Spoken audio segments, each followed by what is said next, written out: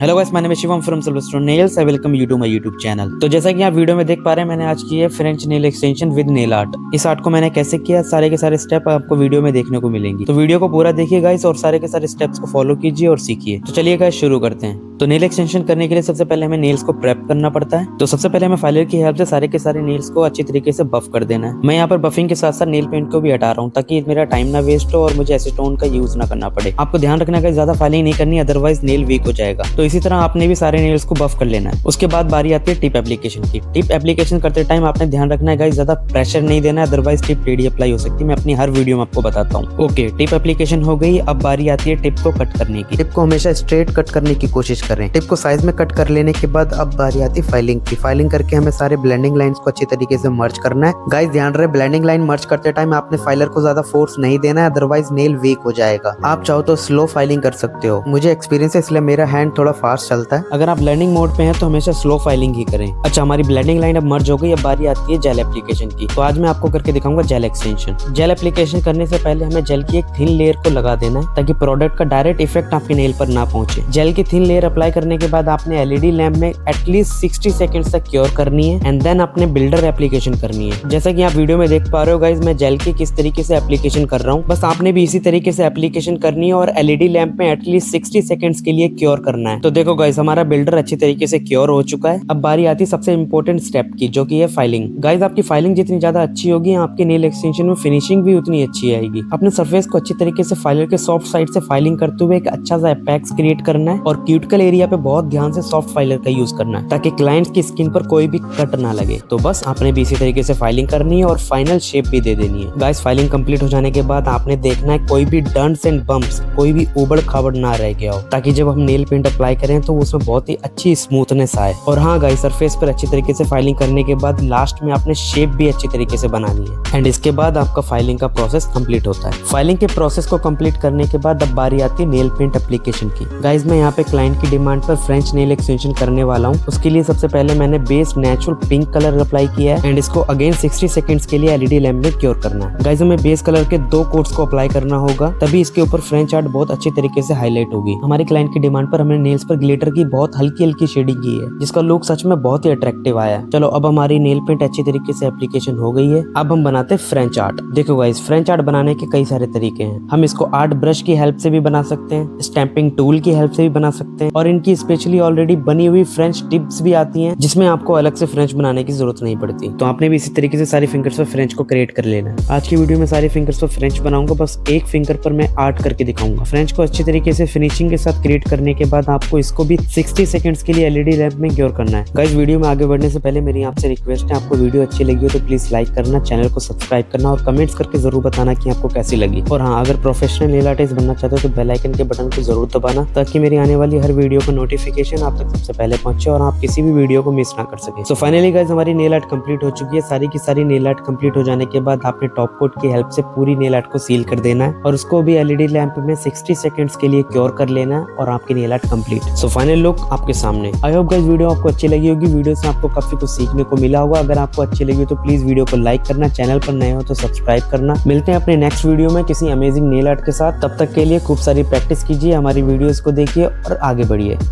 Bye.